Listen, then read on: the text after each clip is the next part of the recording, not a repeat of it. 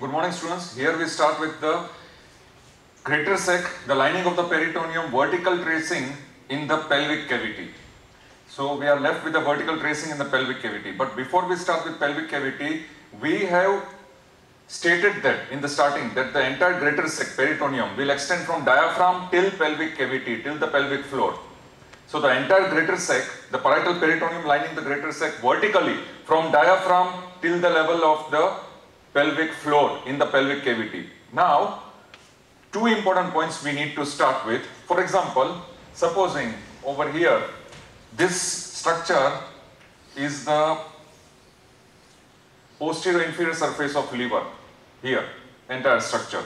And here, we had understood in the previous segment the entire reflection of the peritoneum on the liver in the form of the falciform ligament, superior layer of coronary ligament, the right triangular ligament, inferior layer of coronary ligament. In this way, we have understood. And also the falciform ligament on its left side, it will then pass on to the anterior margin, the left free margin, and this is the posterior margin of the left triangular ligament. So this was what we had studied in the previous lecture. That is, in the previous segment, this is the left triangular ligament. Over here, this is the right triangular ligament. This is the superior layer of coronary ligament. This is the falciform ligament splitting into right side as superior layer of coronary ligament, left side as the anterior layer, the left free margin, and posterior layer of left triangular ligament in previous segment. And this, of course, inferior layer of coronary ligament. Now, understand this vital important point. The most important point is the right and left triangular ligament, including the superior layer of coronary ligament, will be attached superiorly to diaphragm. So therefore, this right triangular ligament and left triangular ligament and superior layer of coronary ligament is attached superiorly to the diaphragm. So that is the point, that is the cranial most point of the reflection of the peritoneum in greater sec. In the vertical reflection, the cranial most, that is the attachment of superior layer of coronary ligament, including the right triangular ligament and left triangular ligament with the diaphragm, so that the right triangular ligament will fix the right lobe of liver with that of the diaphragm by its attachment with the diaphragm, and the left triangular ligament will fix the left lobe of liver by its attachment with the diaphragm. This is the important point in the cranial most portion of the vertical tracing of greater sec. After understanding this, after we have understood this, we shall start with the vertical tracing of peritoneum in the pelvic cavity. Now we go in the caudal most region. This is the cranial most region, the cephalic most region, which we have discussed the important point.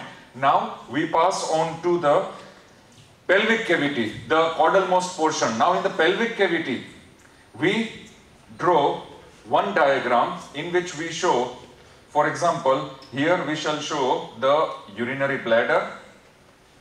This will be the urinary bladder, which is superior surface and base. And over here, we show the rectum.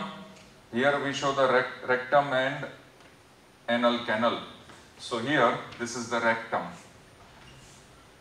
This is the sagittal section of a male pelvis.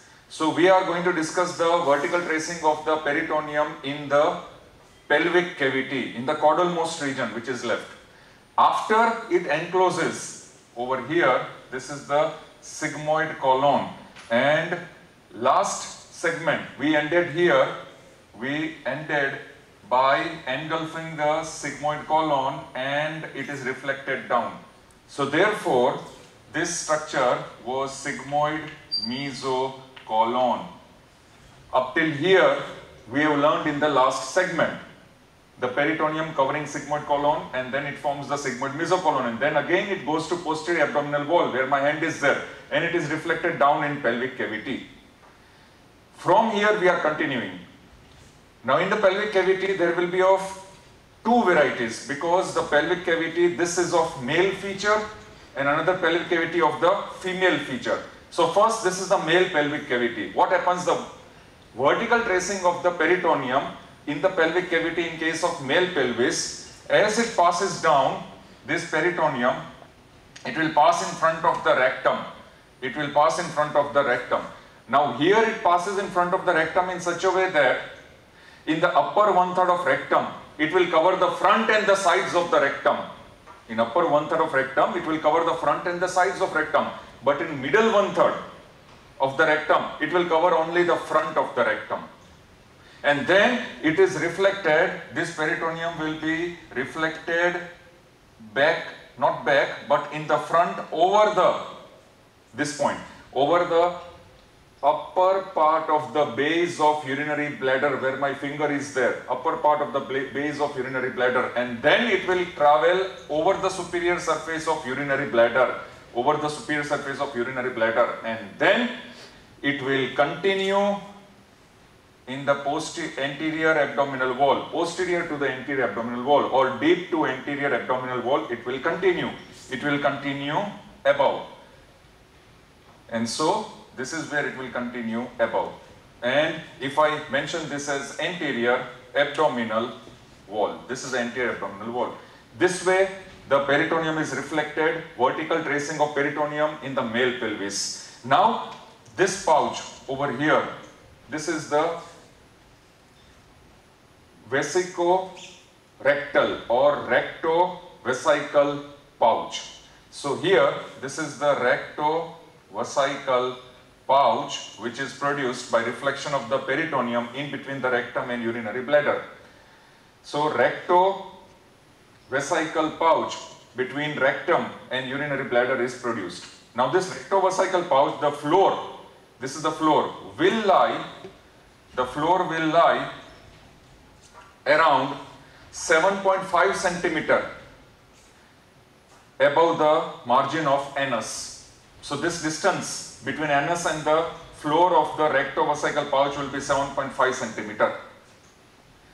Now, as this is the sagittal section of the male over here, we need to draw the transverse section. If I pass this arrow across this level, this is the transverse section of the male pelvis, in order to understand the reflection of peritoneum in the horizontal section also. So in the horizontal section, please come on this side over here. In the horizontal section, first structure will be, this is urinary bladder, just a cross section, remember cross section or horizontal section or transverse section. Over here we draw the rectum urinary bladder, very simple. Now we draw the parietal peritoneum as it is reflected horizontally.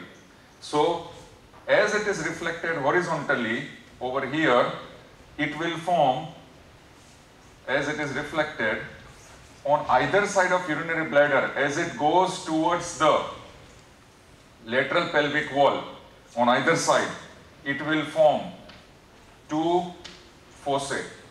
These two fossae, the reflection of peritoneum from urinary bladder to the lateral pelvic wall. This is the reflection of peritoneum from urinary bladder to the lateral pelvic wall. Remember, this is a horizontal disposition in the pelvis of the tracing of the greater sac, that is the parietal peritoneum, as it goes towards the on either side of lateral pelvic wall. Here it will produce the two fossae on either side of urinary bladder, and they are called the paravesical fossae. So they are called paravesical fossae. These two fossae will be known as paravesical fossae. Similarly, this will continue laterally, and the same peritoneum, as it covers the rectum, it will again pass onto the lateral abdominal wall. From rectum it will pass to the lateral abdominal wall, and in this way it will join. As it passes from the lateral side of rectum to the lateral abdominal wall, again two fossae will be formed, and these two fossae which are formed on either side, they are now known as pararectal fossae. Pararectal fossae. So they are called pararectal fossae. Very simple. Now you can see the entire peritoneum as it produces the pouch, rectovesical pouch in case of male. On either side of the urinary bladder it is reflected to the lateral pelvic wall, and on either side of the rectum it is reflected to the lateral pelvic wall, and then it will join, it will continue. But on either side of urinary bladder it will form paravesical foci, on either side of the rectum it will form pararectal foci. Now here also, just at the pararectal foci, just lateral to pararectal foci, this parietal peritoneum will be having a fold. It will produce a peritoneal fold in such a way that, for example, here if I show and here if I show the fold, then it will produce a fold like this, peritoneal fold. This is the fold. So on either side of paravesical foci, the peritoneum will produce the peritoneal fold because of one structure, and that structure will be the vas deferens. This is a male pelvis, so this structure will be the vas deferens. Now this is the vas deferens which will produce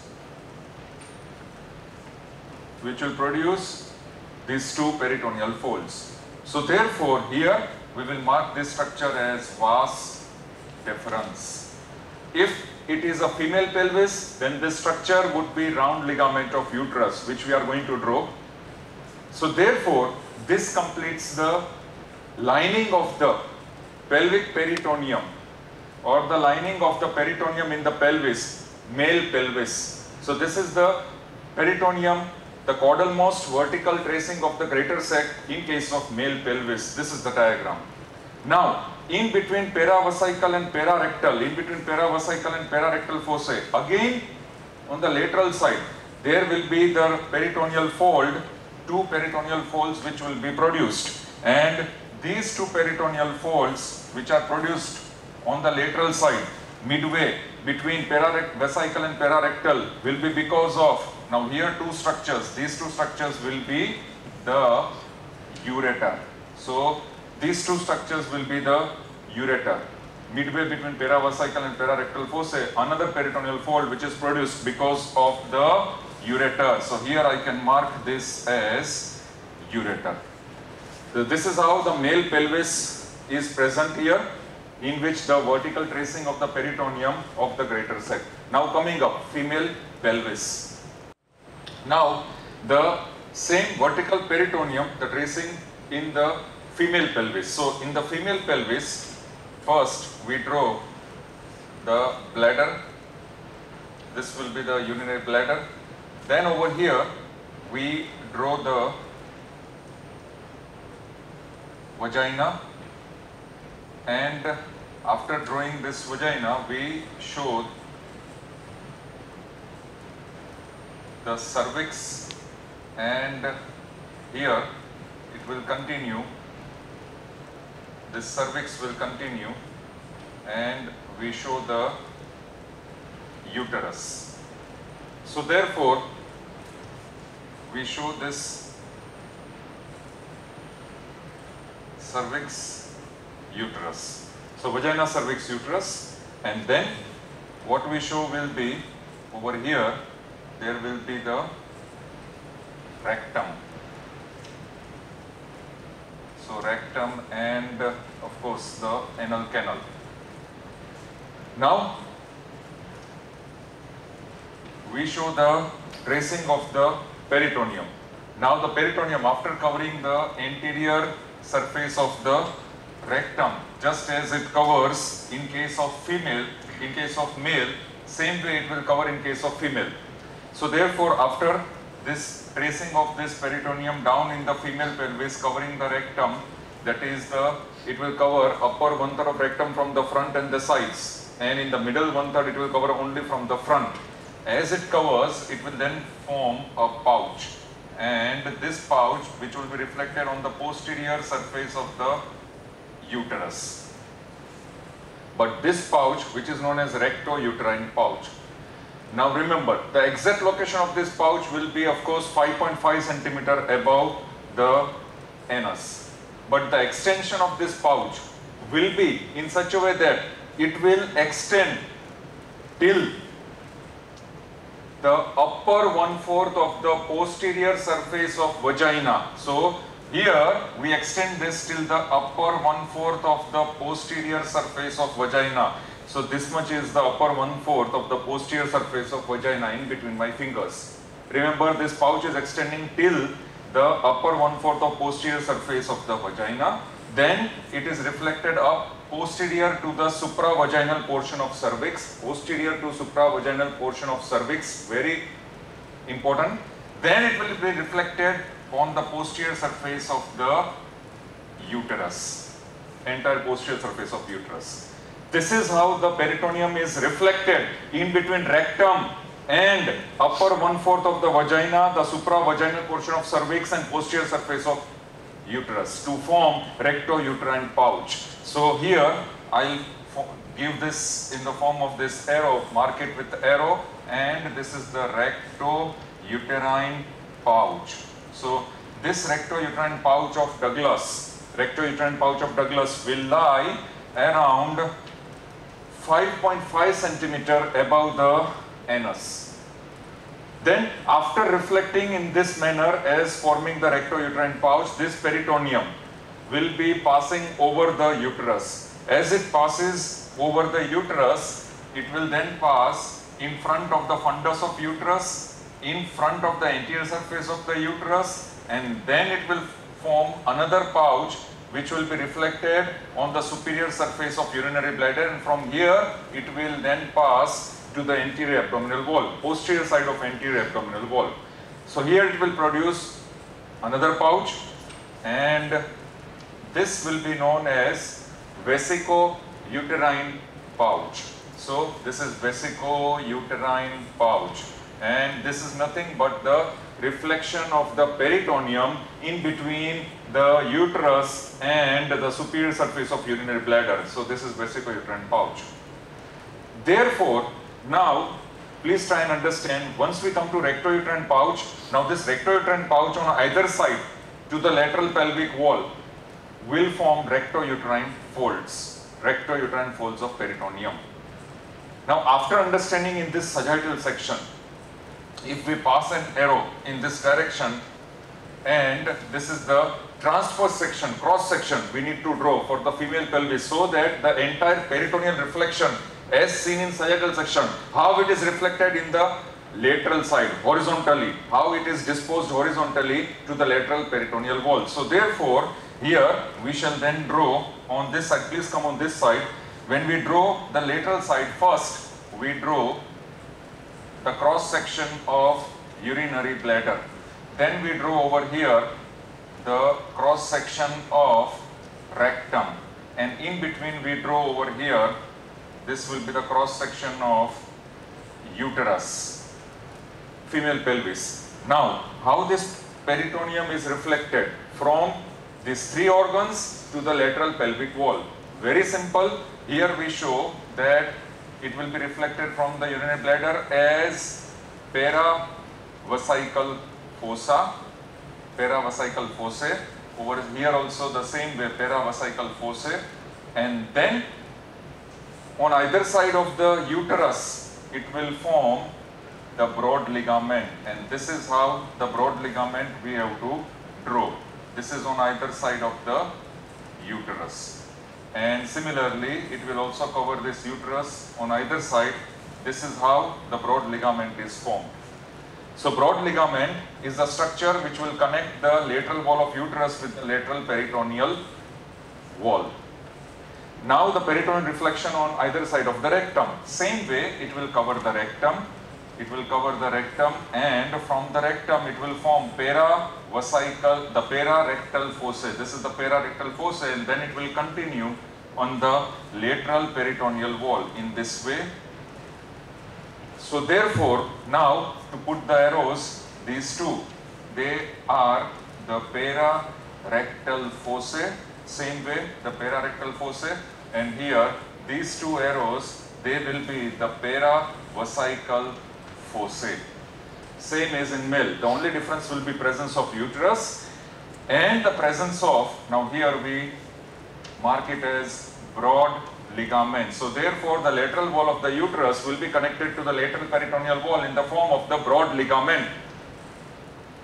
So therefore now, since it is connected to the lateral peritoneal wall with the help of broad ligament, and this is how the peritoneal reflection will be present in the female pelvis in case of horizontal reflection, horizontal disposition of greater sac in female pelvis. Remember, this is the horizontal disposition of female pelvis, horizontal disposition of greater sac in the female pelvis. And now to draw the structure, here, as in the male pelvis, here also there will be the two peritoneal folds. Now these two peritoneal folds on this side as well as right and left side, both the sides, these two are produced because of round ligament of uterus. So here there will be presence of round ligament of the uterus, which will produce the two peritoneal folds on either side of the paravesical fossae. And here we shall mark this as the round ligament of uterus.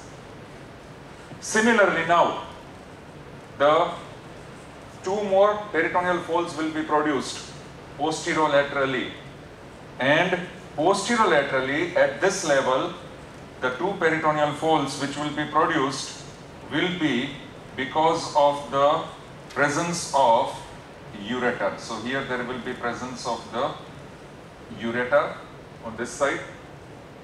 Same way over here there will be presence of the peritoneal fold which will be produced because of ureter.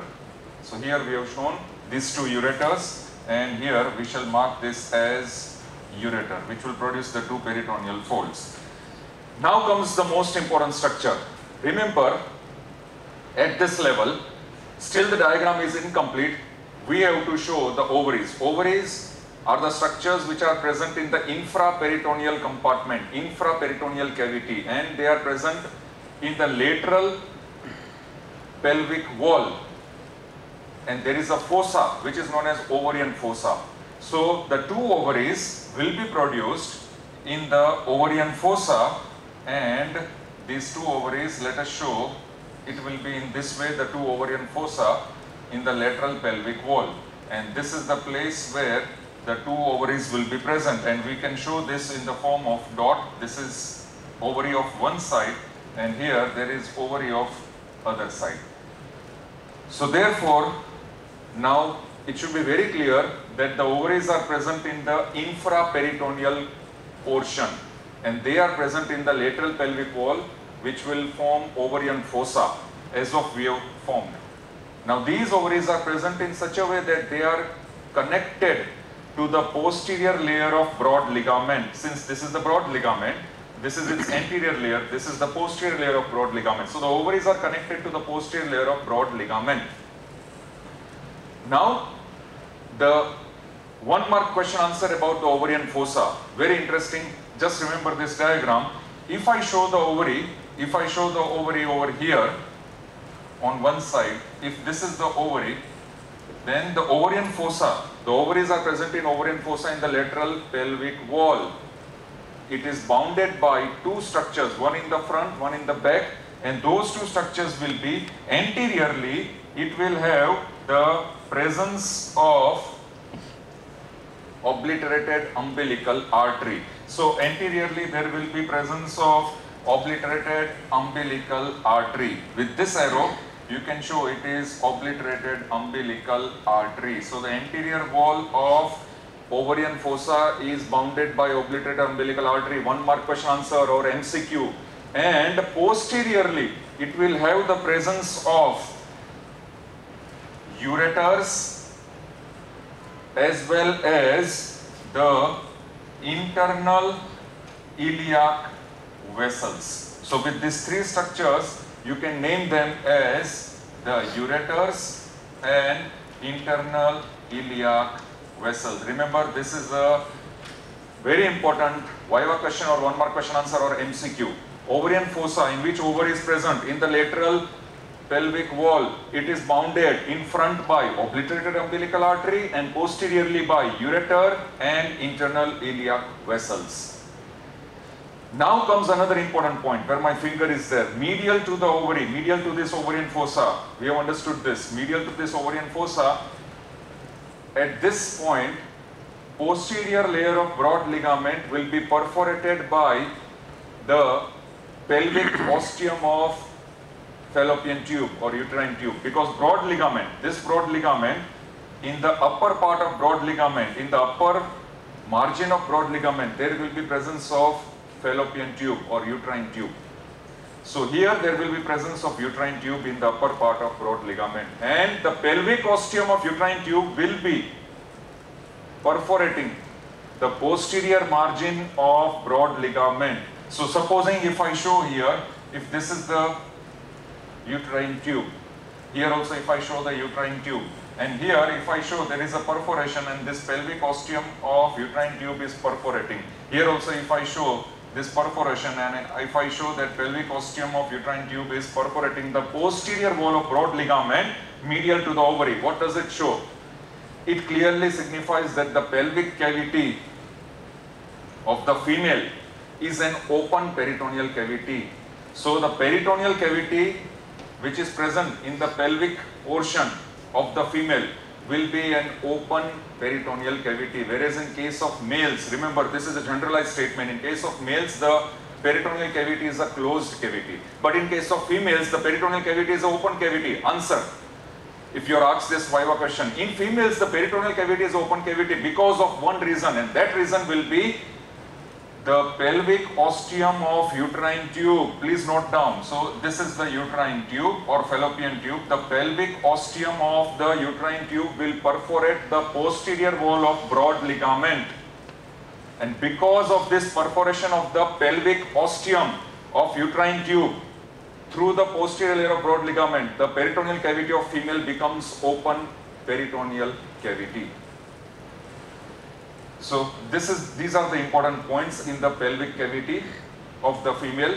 Now we come to anterior abdominal wall. We come back to the anterior abdominal wall. So here I will create some space. This anterior abdominal wall, it has a lot of 1 mark question answers as well as the MCQs. So here we just need to understand this is the umbilicus.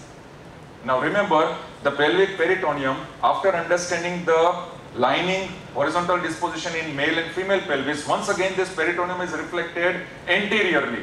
Remember the peritoneal reflection anteriorly, posterior to anterior abdominal wall, and then it will be reflected till the level of umbilicus. How it is reflected? So therefore here if I show the two iliac crest, and here I show the apex of the urinary bladder. Up till urinary bladder we have understood the lining of the peritoneum covering the superior surface of urinary bladder in both male and female pelvis, and after covering superior surface of urinary bladder it will be reflected on the anterior abdominal wall. It is reflected upwards. It will pass upwards posterior to anterior abdominal wall till umbilicus. So now infra-umbilical part where my hand is there, infra-umbilical portion of anterior abdominal wall, how this vertical tracing will then merge with that umbilicus, that is anterior abdominal wall. The entire vertical tracing from, we had started from the liver and we came down to the male and female pelvis, and from the male and female pelvis we understood the horizontal dispositions in the male and female pelvis. After understanding those horizontal dispositions, we have travelled over the superior surface of urinary bladder in sagittal section. Remember in sagittal section we have shown on superior surface of urinary bladder, and then it will continue in the anterior abdominal wall. Then it will continue posterior to anterior abdominal wall till the level of umbilicus. That is what we are showing here. Up till here the vertical tracing will end. So at this particular point the vertical tracing will end where my hand is there. So after getting reflected from the pelvis, male and female pelvis, the vertical disposition will pass above the urinary bladder till umbilicus. So this portion is called infra-umbilical portion in vertical tracing of greater sac. In the vertical tracing of greater sac, we are ending in the infra-umbilical portion of anterior abdominal wall. Now how does it end? That is MCQs and 1 mark question answer. 3 important points we have to remember. Number 1, the first important point will be, there will be a presence of median umbilical ligament at the apex of urinary bladder, median umbilical ligament. And that median umbilical ligament will produce median umbilical fold. So now we are going to understand the three folds. Rather, there are 5 folds, one median fold and the 2 lateral folds on either side. So therefore, the reflection of pelvic peritoneum from the pelvic cavity over the urinary bladder and onto the anterior abdominal wall till the level of umbilicus will produce 5 umbilical folds. In short, the anterior abdominal wall in the infraumbilical portion will have 5 umbilical folds. So our vertical tracing of peritoneum will produce 5 umbilical folds in the infraumbilical portion in the anterior abdominal wall. And those folds will be, as the peritoneum is reflecting from urinary bladder, as it is coming from the pelvic cavity, reflecting over superior surface of urinary bladder, and then it will continue in the anterior abdominal wall till umbilicus, the first fold. In the median plane of anterior abdominal wall, the peritoneum will produce median umbilical fold. So this is known as median umbilical fold. Here I will write this as median umbilical fold. And why this fold is produced? Because of underlying median umbilical ligament. And here this is median umbilical ligament. Remember, this is a 1-mark question answer or MCQ. Then there will be 2 folds on either side, right and left, which will be known as medial umbilical fold. And the medial umbilical fold, if I draw over here, the 2 medial umbilical folds till the level of umbilicus in the peritoneum, in the infraumbilical portion of anterior abdominal wall, will be produced by the underlying structure, and that underlying structure is obliterated umbilical artery. Another 1-mark question answer. So here I shall mention this as, this fold as medial umbilical fold. Median umbilical fold, medial umbilical fold. Once again, median umbilical fold, medial umbilical folds. There are 2 medial umbilical folds, right and left, and it is produced by underlying what structure? Obliterated. It will be because of underlying structure, obliterated umbilical artery. Please note down. This is another 1-mark question answer. Medial umbilical folds are produced because of the obliterated umbilical artery. And now we have the 2 lateral folds. Now there will be 2 lateral umbilical folds. Here I will show the 2 lateral umbilical folds, and here I will mention this as lateral umbilical fold. So there are 2 lateral umbilical folds on either side. It will be produced because of underlying inferior epigastric artery. Another 1-mark question answer or MCQ.